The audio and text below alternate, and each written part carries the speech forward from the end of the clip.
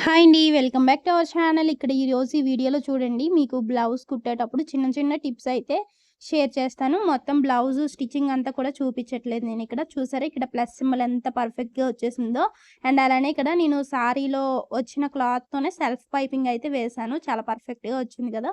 చూడండి ఇటు సైడ్ కూడా ప్లస్ సింబల్ అనేది వస్తుంది. మీకు రెండు వైపులా కూడా చూపిస్తున్నాను. ఎందుకంటే ఒకవైపు వచ్చి మరొక వైపు రాలేదు అనుకోకూడదు కదా మీరు. సో, అందుకనే రెండు వైపులా అయితే చూపిస్తున్నాను.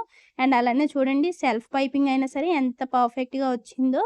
మనం ఒక్కొక్కసారి పైపింగ్ వేద్దామా? వద్దా? అని ఆలోచించేటప్పుడు ఇలా సింపుల్‌గా వేసుకున్నా చాలా బావుంటుంది. బ్లౌజు షోల్డర్ దగ్గర మనకి జారిపోతుంది అంటూ ఉంటారు. ఫిట్టింగ్ అనేది బాలేదు అంటూ ఉంటారు మనం ఎన్ని చేసినా సరే. అలాంటప్పుడు ఇలా సెల్ఫ్ పైపింగ్ ఎయ్యండి చాలా పర్ఫెక్ట్‌గా ఉంటుంది. సో, చూడండి ఇప్పుడైతే మీకు టిప్స్ అనేవి షేర్ చేస్తున్నాను. ఇక్కడ హ్యాండ్స్‌కి అన్నీ కూడా నేను జాయిన్ చేశాను. ఇలా ఫోల్డ్ చేసుకోండి. ఫోల్డ్ చేసుకునేటప్పుడు మనం సైడ్ జాయింట్ ఉంటుంది కదా! సైడ్ జాయింట్ దగ్గర 2 కూడా ఈక్వల్‌గా ఉన్నట్లుగా చూసుకోండి. ఇక్కడ చూడండి నేను లైట్‌గా ఇలా కట్ చేస్తున్నాను. చూసారా ఒకటి జస్ట్ ఒక పావించ్ కన్నా తక్కువనమాట. అయినా సరే ఆహ్, లైట్‌గా అలా కట్ చేసేస్తున్నాను. 2 ఈక్వల్‌గా ఉన్నట్లుగా చూసుకోవాలి. అండ్ ఇది బ్యాక్ పార్ట్. బ్యాక్ పార్ట్ మీద ఇలా ఫ్రంట్ పార్ట్ వేసుకోండి. కిందన మనం బెల్ట్ అటాచ్ చేస్తాం గదా! బ్యాక్ సైడ్‌న హెమ్మింగ్ పట్టీ అటాచ్ చేస్తాం గదా! దానికోసం ఒక హాఫ్ ఇంచు ఉన్నట్లుగా చూసుకోండి ఖర్చు కోసం. ఇంకా దానికన్నా ఎక్స్‌ట్రా ఏమైనా ఉంటే లైట్‌గా అలా కట్ చేసుకోండి. ఇక్కడైతే నాకు కరెక్ట్‌గానే ఉంది. సరిపోయింది. సో, ఇప్పుడు నేను స్టిచ్చింగ్ అయితే చేస్తున్నాను. ఏ విధంగా స్టిచ్చింగ్‌లో కూడా మనం కొన్ని కొన్ని టిప్స్ అయితే ఫాలో అవ్వాలి. ఇక్కడ నేను షోల్డర్ జాయిన్ చేసేస్తున్నాను. యాక్చువల్‌గా బ్యాక్ సైడ్‌న అంటే బ్యాక్ పార్ట్‌కి డాట్స్ స్టిచ్ చేయాలి. అండ్ అలానే హెమ్మింగ్ పట్టీ కూడా అటాచ్ చేయాలి. బట్ నేను మర్చిపోయాననమాట స్టిచ్ చేయడం. సో, ఫస్ట్ షోల్డర్ జాయింట్ అయితే చేసేస్తున్నాను. తర్వాత గుర్తొచ్చింది. సో, అయినా సరే ఏ విధంగా మేనేజ్ చేశానో మొత్తం అన్నీ గూడా మీకు క్లియర్‌గా ఎక్స్‌ప్లెయిన్ చేస్తాను. ఫస్ట్ అయితే నేనిక్కడ షోల్డర్ జాయింట్ అనేది చేసేస్తున్నాను. ఎప్పుడైనా సరే మనం షోల్డర్ జాయింట్ చేయగానే మెడకి అంటే నెక్ ఉంటుంది కదా! నెక్‌కి హెమ్మింగ్ అయితే హెమ్మింగు లేదంటే పైపింగ్ అయితే పైపింగు వేసుకోవాలి. అప్పుడే మన బ్లౌజ్‌కి అంటే బ్లౌజ్ ఉంటుంది కదా! షోల్డర్ జారడం, నెక్ సాగిపోవడం ఇలాంటి ప్రాబ్లమ్స్ ఏమి రాకుండా ఉంటుందనమాట. సో, ఫస్ట్ ఎప్పుడైనా మనం షోల్డర్ జాయింట్ చేయగానే హెమ్మింగ్ అయితే హెమ్మింగు, పైపింగ్ అయితే పైపింగు వేసుకోవాలి. ఇక్కడ నేను పైపింగ్‌కి ఆల్రెడీ స్టిచ్ చేసి పెట్టుకున్నాను. అంటే క్రాస్ పీసులు తీసుకొని అటాచ్ చేసి పెట్టుకున్నాను. అండ్ వన్ సైడు ఒక పావించ్ అలా ఫోల్డ్ చేసి పెట్టేసుకున్నాను. ఇప్పుడు చూడండి, ఇప్పుడు మొత్తం అంతా గూడా ఒక పాదం వరుసన ఇలా మొత్తం అంతా ఇదే విధంగా స్టిచ్ చేసుకుంటూ వెళ్ళిపోతున్నాను. ఇలా నీట్‌గా ఇదే విధంగా స్టిచ్ చేసుకుంటూ వెళ్ళిపోవాలి. వీడియోనైతే ఎక్కడ స్కిప్ చేయకండి. చాలా యూజ్‌ఫుల్‌గా, ఇన్ఫర్మేటివ్‌గా ఉంటుంది. అలాగే కొత్తగా ఎవరైనా మన ఛానల్‌ని చూస్తున్నట్లయితే ప్లీజ్ లైక్ చేయండి. అలాగే సబ్స్క్రైబ్ చేసి ఫాలో అవ్వండి. వీడియోకి హైప్ పాయింట్స్ కూడా ఇవ్వండి. మీరిచ్చే లైక్ ఇవన్నీ నాకు చాలా సపోర్టివ్‌గా ఉంటాయి. సో, లాస్ట్‌కొచ్చేసరికి ఇలా ఒక ఫోల్డ్ చేసి స్టిచ్ చేశాననమాట. అక్కడక్కడ లైట్‌గా టక్స్ ఇస్తే విచ్చుకోండి. లేదంటే ఇది మనం తీసుకున్నది క్రాస్ పీసే కాబట్టి పర్వాలేదనమాట. ఇప్పుడు ఈ మిడిల్‌లోనైతే థ్రెడ్ పెట్టేసుకుందాం. స్టిచ్ మీద పెట్టుకోండి కరెక్ట్‌గా. అప్పుడే పర్ఫెక్ట్‌గా వస్తుంది. ఇలా పెట్టుకున్న తర్వాత నీట్‌గా ఇలా థ్రెడ్ పక్క నుండి స్టిచ్ వేసుకుంటూ వచ్చేసామంటే సరిపోతుంది. నేను వీడియోని మొత్తం గూడా మీకు ఎలా అయితే స్టిచ్ చేశానో మొత్తం అంతా అదే విధంగా స్టిచ్ చేస్తున్నాను. చూపిస్తున్నాను మీకు. చూసేయండి. సో, థ్రెడ్ అన్నది ఏమైందంటే కింద వైపుకొస్తుందనమాట. సో, అందుకోసమని అలా కిందకే పెట్టి పైపింగ్ అయితే వేస్తున్నాను. మీరు మాత్రం కరెక్ట్‌గా మనం క్లాత్ స్టిచ్ చేసాం గదా! ఆ స్టిచ్ మీద పెట్టి పైపింగ్ అయితే చేసుకోండి. మిడిల్‌లోని చేంజ్ చేశానులే. ఎలా చేంజ్ చేశానో ఏంటో కూడా మీకు చూపిస్తాను. ఆ థ్రెడ్ అన్నది ఏ విధంగా చేంజ్ చేశానో. ఇక్కడ చూడండి ఇంతవరకు వచ్చాను గదా! పైకైతే పెట్టేసాననమాట. సో, ఇప్పుడిలా థ్రెడ్‌ని పట్టుకుంటూ అంటే మన ఫింగర్స్‌తోని టచ్ చేసుకుంటూ వెళ్ళామంటే తెలుస్తుంది. ఇలా నీట్‌గా మొత్తం అంతా కూడా ఇదే విధంగా స్టిచ్ చేసుకుంటూ వెళ్ళిపోవడమే. టైట్‌గా పట్టుకోవాలి మనం. సో, అప్పుడే మనకి పైపింగ్ ఫినిషింగ్ అంతా కూడా నీట్‌గా వస్తుంది. ఈ పైపింగ్ వేయడానికి కూడా చాలామంది ఇబ్బంది పడుతూ ఉంటారు. బట్ చాలా ఈజీ పైపింగ్ వేయడం. ఒక షార్ట్ వీడియోలో మీ అందరికీ మరీ క్లియర్‌గా చూపిస్తానులెండి. సో, ఇప్పుడు థ్రెడ్ పక్కనుండే స్టిచ్ వేసుకుంటూ వెళ్ళిపోతున్నాను. చూస్తున్నారా? ఈ థ్రెడ్‌ని ఇలా సెట్ చేసుకోవాలనమాట మనం. అది ఒకవేళ సైడ్ అయిపోయినా, ఏమైపోయినా సరే అది అలా మనం సెట్ చేసుకుంటూ, చూసుకుంటూ నీట్‌గా స్టిచ్ చేసుకుంటూ రావాలి. చూస్తున్నారు కదా! ఇలా నీట్‌గా స్టిచ్ చేసుకోవాలి. సో, చివరి వరకు కూడా ఇదే విధంగా స్టిచ్ చేస్తాను. ఇప్పుడు చూడండి బ్యాక్‌కి తిప్పుకుంటే, మనం బ్యాక్ నుండి ఒక కుట్టు వేసుకోవాలి. లేదంటే హెమ్మింగ్ అయినా చేసుకోవాలి. నేనైతే ఇక్కడ మిషన్ స్టిచ్చే వేసేస్తున్నాను. మీకు కావాలి అనుకుంటే ఇదే ప్లేస్‌లోని హెమ్మింగ్ అయినా చేసుకోవచ్చు.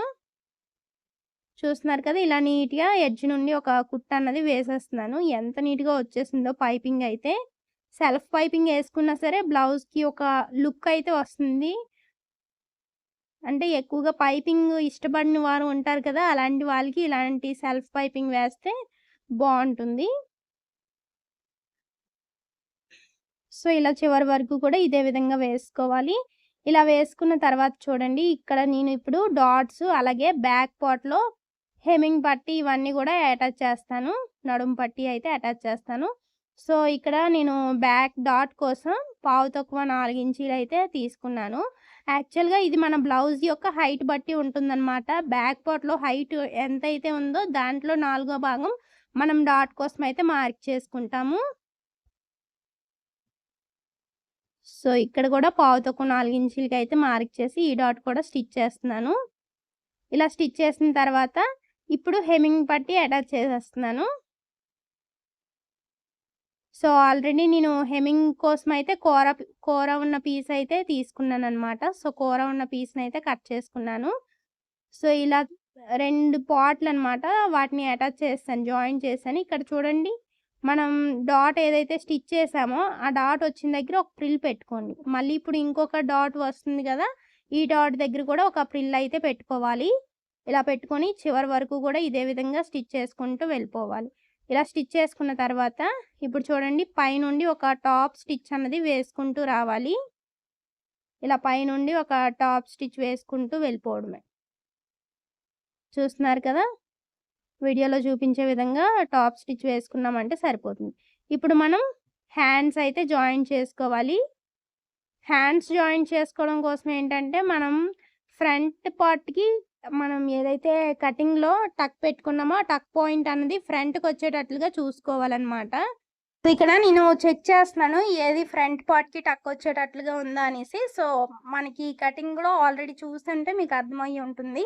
మన కటింగ్ వీడియోస్ అన్నీ ఫాలో అయితే మీకు అర్థమవుతుంది. సో, ఇక్కడ టక్ పాయింట్ వచ్చింది. ఫ్రంట్‌కొచ్చేటట్లుగా పెట్టుకున్నాను. అండ్ హ్యాండ్ జాయిన్ చేసేటప్పుడు ఎప్పుడైనా సరే మిడిల్ నుండే స్టార్ట్ చేయండి. కొంతమంది చివరి నుండి చేస్తూ ఉంటారు. అలా చేయకూడదు. ఎప్పుడైనా సరే మిడిల్ నుండి చేసుకుంటే మనకి కరెక్ట్‌గా వస్తుందనమాట. ఫినిషింగ్ కూడా నీట్‌గా వస్తుంది. ఇక్కడ చూసారా మనం హ్యాండ్ జాయిన్ చేసేటప్పుడు సాగదీయకూడదు, లాక్కూడదు. ఇలాంటివి ఏమైనా చేశారు అంటే మీకు షోల్డర్ దగ్గర ఏంటంటే ఉగ్గుల్లా వస్తూ ఉంటుంది. హ్యాండ్ జాయిన్ చేసేటప్పుడు ఎప్పుడైనా సరే డబుల్ స్టిచ్ వేసుకోండి. సో, మిడిల్ వరకు కూడా ఇదే విధంగా కుట్టుకొని మిడిల్‌లో అయితే కొంచెం రఫ్ చేసుకున్నాను. ఇప్పుడు ఈ హ్యాండ్ ఏ విధంగా అయితే జాయిన్ చేశానో ఇంకొక హ్యాండ్‌ని కూడా సేమ్ ఇదే విధంగా జాయిన్ చేసుకుంటున్నాను. మిడిల్ నుండి స్టార్ట్ చేస్తున్నాను. మిడిల్‌లో కొంచెం రఫ్ చేశాను.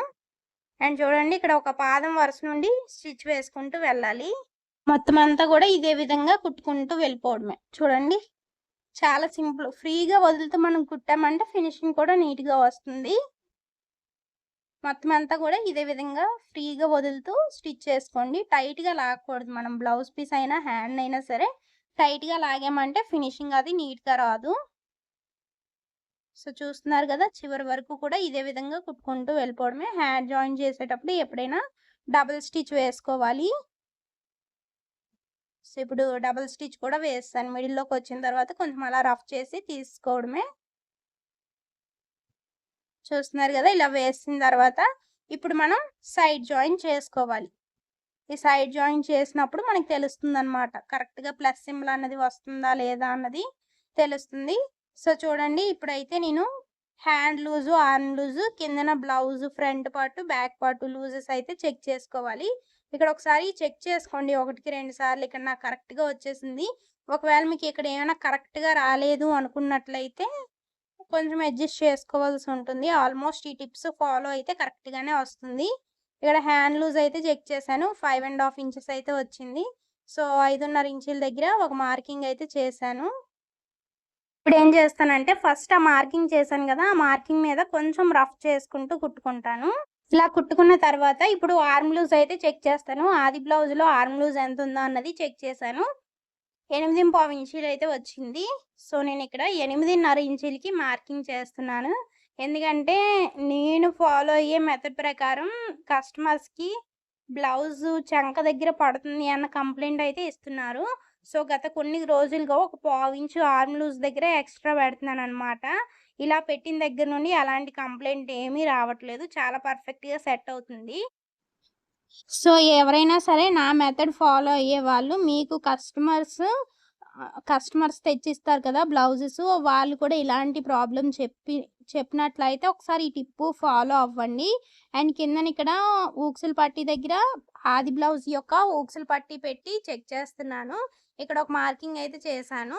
అండ్ అలానే బ్యాక్ పార్ట్‌లో ఈ లూజ్ ఎంతుందో అన్నది చెక్ చేశాననమాట. ఇక్కడ నాకు 18.25 ఇంచీలయితే వచ్చింది. సో, అందులో సగం అంటే 9 మీద ఒక్క పాయింట్ ఎక్స్‌ట్రా అనమాట. ఇప్పుడు బ్యాక్ పార్ట్‌ని ఇలా హాఫ్‌గా ఫోల్డ్ చేసి, ఆ 9 మీద ఒక్క పాయింట్ ఎక్స్‌ట్రాని ఇలా మార్కింగ్ చేస్తున్నాను. ఇప్పుడు ఆ మార్కింగ్, ఈ మార్కింగ్ ఒకదాని మీద ఒకటి పెట్టి స్టిచ్ చేస్తున్నా. సో, చివరి వరకు కూడా ఇదే విధంగా స్టిచ్ చేసుకొని, చివర్లో కొంచెం రఫ్ చేసుకోవాలి. అండ్ ఇప్పుడు చూడండి ఒక పాదం వరుసన గ్యాప్ ఉంచుకొని రెండో కుట్టయితే వేసుకోవాలి. ఇలా వేస్తాను కదా! ఇప్పుడు మరలా ఇంకొక కుట్టయితే వేసుకోవాల్సి ఉంటుంది. చూస్తున్నారు కదా! 3 కుట్లయితే వేసాను. ఇప్పుడు ఈ సైడ్‌న ఎక్స్‌ట్రా క్లాత్ ఏదైతే ఉందో దాన్ని గూడా ఇలా నీట్‌గా కట్ చేసుకోండి. ఒకే లెవెల్‌గా వచ్చేటట్లుగా ఇలా నీట్‌గా కట్ చేసుకొని, ఈ చివరన మీ దగ్గర ఓవర్‌లాక్ ఉంటే ఓవర్‌లాక్ వేసుకోవచ్చు. బట్ నా దగ్గరైతే ఓవర్‌లాక్ మిషన్ ఏమీ లేదు. సో, అందుకనే స్ట్రెయిట్‌గా ఒక కుట్టయితే వేసుకుంటూ వచ్చేసాను.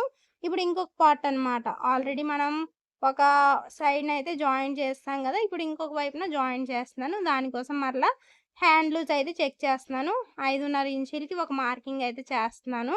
కొంచెం అలా రఫ్ చేసుకొని, మళ్ళీ సేమ్ హ్యాండ్ లూజు అయిపోయిన తర్వాత ఆర్మ్ లూజ్ చెక్ చేసుకోవాలి. ఆర్మ్ లూజ్ దగ్గర కూడా ఒక మార్కింగ్ అనేది చేసుకోవాలి. ఇక్కడ చూడండి కరెక్ట్‌గా కిందన మనం జాయింట్ చేస్తాం కదా! ఆ జాయింట్ పై వైపున ఉన్న జాయింట్ కరెక్ట్‌గా ఒకదాని మీద ఒకటి పెట్టుకోవాలనమాట. అప్పుడే మనకి ప్లస్ సింబల్ అన్నది పర్ఫెక్ట్‌గా వస్తుంది. ఒక్క పాయింట్ కూడా అటు ఇటు కాకుండా ప్లస్ సింబల్ అన్నది వస్తుందనమాట. సో, ఈ ఒక్క టిప్పు నేను ఈ వీడియోలో చెప్పే టిప్స్ అన్నీ ఫాలో అవ్వండి. మీకు ఖచ్చితంగా ప్లస్ సింబల్ అన్నది వస్తుంది. సేమ్ ఇక్కడ కూడా 3 కుట్లయితే వేసుకోవాలి. ఒక పాదం వరుసన గ్యాప్‌తో 3 కుట్లు వేసుకున్నారంటే సరిపోతుంది.